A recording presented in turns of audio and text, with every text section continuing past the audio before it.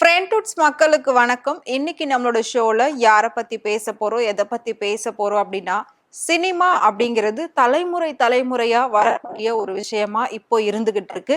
பொதுவா இத அரசியல்ல தான் பண்ணுவாங்க. வாரிசு அரசியல் அப்படின்னு சொல்லுவாங்க. அதாவது அரசியலை பொறுத்த வரைக்கும் ஒரு குடும்பத்துல ஒருத்தர் வந்துட்டாங்க அப்படின்னா, அடுத்து அவங்களோட பசங்க, அவங்களோட தங்கச்சி பசங்க, அக்கா பசங்க, பேர பசங்க, இந்த மாதிரி அவங்க குடும்பத்துல உள்ள மொத்த வாரிசுகளையும் அந்த அரசியல்ல இறக்கிருவாங்க. சோ அதுதான் குடும்ப அரசியல் அப்படின்லாம் பேசுவாங்க. அந்த வகையில சினிமாவிலும் இதே மாதிரி விஷயங்கள் தான் காலகாலமா நடந்துகிட்டு இருக்கு. சோ அவங்கள்ல யார் யாரு அந்த மாதிரி தலைமுறை தலைமுறையா இப்போ சினிமாவை ஆண்டுகிட்டு இருக்கா அப்படின்றதான் இந்த வீடியோல நம்ம பார்க்க போறோம். வாங்க பார்க்கலாம். சோ அந்த வகையில ஃபர்ஸ்டா நாம சொல்ல போறது உங்க எல்லாருக்குமே ரொம்பவே நல்லா தெரிஞ்சவங்க தான். இன்னைக்கு வரைக்கும் நடிப்புக்கு அவரை தவிர அந்த இடத்துல வேற யாருமே வர முடியாது.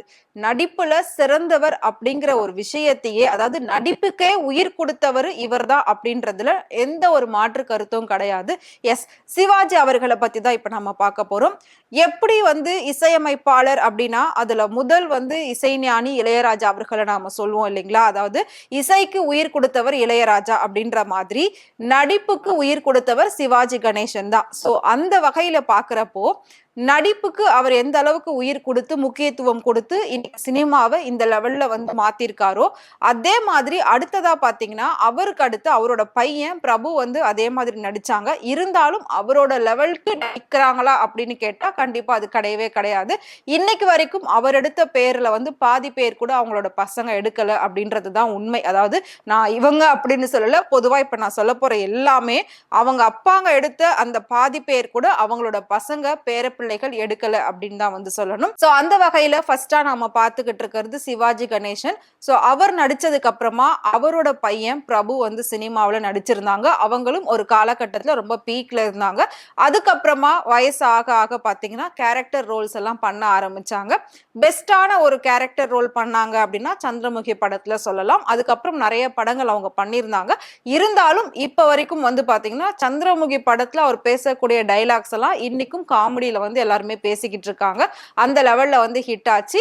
அடுத்ததா அவரோட பையன் விக்ரம் பிரபு, இவரும் இப்ப சினிமாவில என்ட்ரி ஆயிட்டு நிறைய படங்கள் பண்ணிட்டு இருக்காரு. இன்னும் மேபி அடுத்தடுத்து அவங்களோட பசங்க அந்த மாதிரி அப்படியே ஒவ்வொருத்தரா வர்றதுக்கான வாய்ப்புகள் உண்டு. 3 தலைமுறைகளா இவங்க எல்லாம் சினிமாவை ஆண்டுகிட்டு இருக்காங்க, சினிமாவில பயணிச்சுக்கிட்டு இருக்காங்க அப்படின்னு தான் இப்ப நம்ம பார்த்துக்கிட்டு இருக்கோம். சோ சிவாஜி கணேசன், அவருடைய மகன் அண்ட் பேரன், இவங்க 3 பேரும் சினிமாவில இருக்காங்க. அடுத்ததா நம்ம பார்க்க போறது முத்துராமன். முத்துராமன் அவருமே 60ல மிகப்பெரிய ஒரு நடிகர், நிறைய படங்கள் பண்ணியிருக்காரு. சோ அடுத்ததா பாத்தீங்கன்னா அவரோட பையன் கார்த்திக், அவரு 90ஸ்ல மிகப்பெரிய ஒரு ஹீரோவா இருந்திருக்காரு. இன்னைக்கு வரைக்கும் அவரோட ஸ்லாங்குக்கே பயங்கரமான ஃபேன் ஃபாலோயிங் இருக்கு. அவரோட பாடி லாங்குவேஜா இருக்கட்டும், அவரோட ஆக்டிங் ஸ்கில்லா இருக்கட்டும், டான்ஸா இருக்கட்டும், எல்லாமே யூனிக்கா இருக்கும், ஒரு தனி ஸ்டைல்ல இருக்கும். அந்த லெவல்ல அவரோட ஆக்டிங் எல்லாம் இருந்தது. அதை தொடர்ந்து அடுத்ததா பாத்தீங்கன்னா அவரோட பையன் கௌதம் கார்த்திக் பண்ணியிருந்தாங்க. அவங்க ஒரு சில படங்கள் பண்ணியிருந்தாங்க. அதாவது கார்த்திகோட பையன் கௌதம் கார்த்திக் அப்படின்னு தெரியற அளவுக்கு பேர் வாங்கியிருக்காங்க. பட் ஆஹா ஓஹோ அப்படின்லாம் இன்னும் வரல. சோ இவங்களும் 3 தலைமுறைகளா சினிமாவில பயணிச்சுக்கிட்டு இருக்காங்க. சோ அடுத்ததா நாம பார்க்க போறது எம்.ஆர். ராதா. அவருடைய பையன் எம்.ஆர். வாசுன்னு ஒருத்தர் இருந்தாரு. சோ அவரும் சினிமாவில இருந்தாரு. அடுத்ததா பாத்தீங்கன்னா வாசு விக்ரம், சோ அவரோட பையன். இவங்களும் 3 தலைமுறைகளா சினிமாவுல பயணிச்சுட்டு வராங்க. அடுத்து நம்ம எல்லாருக்குமே ரொம்ப பிடிச்ச நாகேஷ். சோ காமெடிக்கு இப்போ எப்படி நாம செந்தில், கவுண்டமணி அப்படின்னு சொல்லிக்கிட்டு இருக்கோம், வடிவேலுன்னு சொல்றோம், சந்தானம் சொல்றோம், விவேக் சார் சொல்றோம், இந்த மாதிரி ஒவ்வொருத்தரையும் சொல்லிக்கிட்டு இருக்கோம். அந்த காலகட்டத்துல 60ல பாத்தீங்கன்னா இவருடைய காமெடி டைலாக் தான் பேசுமா அப்படின்னு கேட்டா கிடையாது. இவரோட நடை, உடை, பாவனை எல்லாமே அந்த காமெடியை சொல்லும். அந்த லெவல்ல இவரோட ஆக்டிங் ஸ்கில் இருக்கும். இவரும் பயங்கரமான ஒரு லெஜண்ட் நடிப்புல அப்படின்னு தான் சொல்லணும். சோ இவரோட பையன் ஆனந்த் பாபு, இவரும் சினிமாவுல பல படங்கள் பண்ணியிருக்காரு. இருந்தாலும் ஒரு சில கெட்ட பழக்கங்களால நடுவுல கொஞ்ச நாள் ஆளே காணாம போயிருந்தாரு. அவர் இல்ல அப்படின்லாம் கூட நிறைய பேர் நினைச்சிருந்தாங்க. நிறைய வதந்திகள்லாம் அவரை பத்தி பரவி இருந்தது. அதுக்கப்புறமா பாத்தீங்கன்னா திரும்பவும் ஒரு சில சீரியல்கள் மூலமா அவர் கம்பேக் கொடுத்திருந்தாரு. இப்பவும் ஒரு சில சீரியல்கள் பண்ணிட்டு இருக்காரு. சோ அவரை தொடர்ந்து அவரோட பையன் கஷேஷ் பாபு, இவரும் ஒரு சில படங்கள்ல ஹீரோவா பண்ணியிருக்காரு. இன்னும் அதெல்லாம் பெரிய அளவுல வெளியில வரல, பேர் வாங்கல. சோ மேபி மேபி இன் ஃபியூச்சர்ல அவங்க எல்லாம் இன்னும் நல்லா ஹீரோ அப்படின்னு சொல்லி பேர் வாங்கலாம். சோ நாகேஷ் அண்ட் ஆனந்த் பாபு, கஷேஷ் பாபு இவங்க 3 பேருமே பாத்தீங்கன்னா 3 தலைமுறைகளா இந்த சினிமாவுல இருந்துட்டு வராங்க. அடுத்ததா விஜயகுமாரை பத்தி சொல்லணும் அப்படின்னா அவங்க குடும்பமே ஒரு கலை குடும்பம். அவங்க குடும்பத்துல எல்லாருமே நடிகர்கள் தான். சோ அப்படி இருக்கும்போது ஃபர்ஸ்ட் வந்து விஜயகுமார் வந்திருக்காரு. அடுத்ததா அவரோட பையன் அருண் விஜய் வந்திருக்காங்க. இன்னொரு பக்கம் பார்த்தோம்னா வனிதா விஜயகுமார் இவங்களும் வந்து சினிமால இருக்காங்க. அவங்களோட எல்லா பசங்களுமே சினிமால இருக்காங்க. இருந்தாலும் 3 தலைமுறைகள் அப்படின்னு வரும்போது அருண் விஜயோட பையன் ஆரவ் அவங்களும் பாத்தீங்கன்னா இப்போ ஒரு சில படங்கள் பண்ணிட்டு இருக்காங்க. சைல்டு ஆர்டிஸ்டா பண்ணிட்டு இருக்காங்க. சோ கூடிய சீக்கிரம் நாம வந்து அவங்கள திரையில பார்க்க போறோம். அதனால இவங்களும் 3 தலைமுறையை வந்து சினிமாவை பார்த்துட்டாங்க அப்படின்னு வந்து சொல்லலாம்.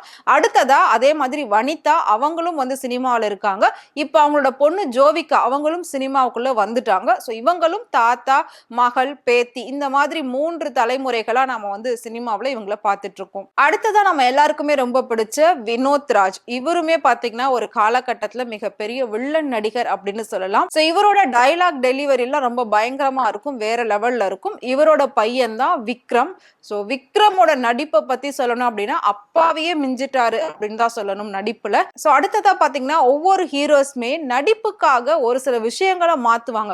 ஆனா உடல் தோற்றத்தையே வந்து வேற வேற மாதிரி மாத்தி நடிக்கக்கூடிய ஒரு நடிகர் அப்படின்னா அது வந்து விக்ரம் மட்டும்தான். ஏன்னா ஐ படத்துல பார்த்திருப்பீங்க அவரா இவரு அப்படின்ற லெவல்ல வந்து அவரோட பாடி லாங்குவேஜ் டோட்டலா வந்து சேஞ்ச் பண்ணி ஒவ்வொரு கெட்டம் போட்டு நடிப்பாரு.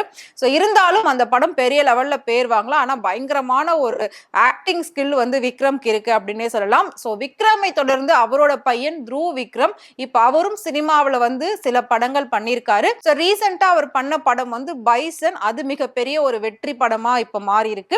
அதை பத்தி நிறைய பேர் பேசியிருக்காங்க. அவரும் நிறைய இன்டர்வியூஸ் எல்லாம் கொடுத்திருக்காரு. அந்த படம் தான் இப்ப வந்து அவருக்கு பேர் வாங்கி கொடுத்திருக்கு அப்படின்னே சொல்லலாம். சோ த்ருவ் விக்ரம் அடுத்து சினிமாவுல ஒரு நல்ல ஸ்ட்ராங்கான இடத்தை பிடிச்சிட்டாரு இந்த பைசன் படம் மூலமா அப்படின்னே சொல்லலாம். சோ இவங்களும் 3 தலைமுறைகளா சினிமாவுல இருந்துகிட்டு இருக்காங்க. சோ அடுத்ததா நம்ம பார்க்க போறது எஸ்.ஏ. சந்திரசேகர் அவர்கள். அவரை நம்ம எல்லாருக்குமே நல்லா தெரியும். விஜயோட அப்பா. So SA. சந்திரசேகருடைய பையன் விஜய் அப்படிங்கிறது போக விஜயோட அப்பா தான் இவரு அப்படின்ற மாதிரி மாத்திட்டாரு. அந்த லெவல்ல விஜய் வந்து தனக்குன்னு ஒரு தனி இடத்தை சினிமாவுல பிடிச்சிட்டாரு. சோ இவர் இயக்குனரா இருந்தாரு. அதுக்கப்புறம் பையனை வந்து நடிகரா இறக்குனாரு. விஜய் வந்து அவரோட பையனை ஒரு சில படங்கள்ல சைல்ட்ஹுட் ஆர்டிஸ்டாவுமே இறக்குனாரு. அடுத்து விஜயோட பையன் சஞ்சய் இவரு மிகப்பெரிய ஒரு டைரக்டரா இப்ப உருவெடுக்க போறாரு. சோ அதுக்கான வேலைகள் எல்லாமே நடந்துகிட்டு இருக்கு. அவர் ஒரு படம் வந்து டைரக்ட் பண்ணிட்டு இருக்காரு. அவருக்கு ஆக்டிங்கை விட டைரக்ஷன்ல தான் பயங்கர இன்ட்ரெஸ்ட் அப்படின்னு சொல்லிட்டு சோ அதுல இறங்கிட்டாரு. இவங்களும் 3 தலைமுறைகளா சினிமாவுல வந்துட்டு இருக்காங்க. சோ ஃபைனலா நாம பார்க்க போறது உங்க எல்லாருக்குமே நல்லா தெரியும். இவங்க சினிமா குடும்பம்னு சொல்லலாமா இல்ல அரசியல் குடும்பம் அப்படின்னு சொல்லலாமா? ரெண்டுத்துக்குமே பொதுவான குடும்பம் அப்படின்னா அது இவங்க குடும்பம் மட்டும்தான். எஸ் கலைஞர் அவர்களும் ஆரம்பத்துல சினிமாவுல இருந்திருக்காரு. அடுத்ததா மு.க. ஸ்டாலின் அவங்களும் பாத்தீங்கன்னா ஒரு சில படங்கள் பண்ணிருக்காங்க. சீரியலும் பண்ணிருக்காங்க. சோ அடுத்து அவரோட பையன் உதயநிதி ஸ்டாலின் சூப்பரா ஹீரோவா நிறைய படங்கள் பண்ணிருக்காரு. இப்போ அதுவும் நம்ம எல்லாருக்குமே தெரியும். இவங்க அரசியலையும் தாண்டி சினிமாவிலையும் இப்படி தலைமுறைகளா வந்து வந்துட்டு இருக்காங்க. சோ நான் சொன்ன அத்தனை பேருமே பாத்தீங்கன்னா தாத்தா, பேரன், பேத்தி, மகள் இந்த மாதிரி ஒவ்வொருத்தருமே வந்து சினிமாவுல 3 தலைமுறைகளா வந்து தொடர்ந்து பயணிச்சுக்கிட்டு இருக்காங்க. சோ இந்த மாதிரி எல்லாருக்குமே வாய்ப்பு அமையுமா அப்படின்னு கேட்டா கண்டிப்பா அமையவே அமையாது. அதுல இவங்கெல்லாம் லெஜண்ட் அப்படின்னே சொல்லலாம். சோ நான் சொன்ன இத்தனை பேர்ல உங்களுக்கு யாரை ரொம்ப பிடிச்சிருக்கு அப்படின்றத மறக்காம எங்களுக்கு கமெண்ட் பாக்ஸ்ல கமெண்ட் பண்ணுங்க. இதே மாதிரி சினிமாவை பத்தியும் சினிமா நடிகர் நடிகைகளை பத்தியும் நிறைய சுவாரஸ்யமான விஷயங்கள்லாம் தெரிஞ்சுக்கணும் அப்படின்னு நினைச்சீங்கன்னா மறக்காம ஃப்ரெண்ட்வுட் சேனலை ஃபாலோ பண்ணிக்கோங்க.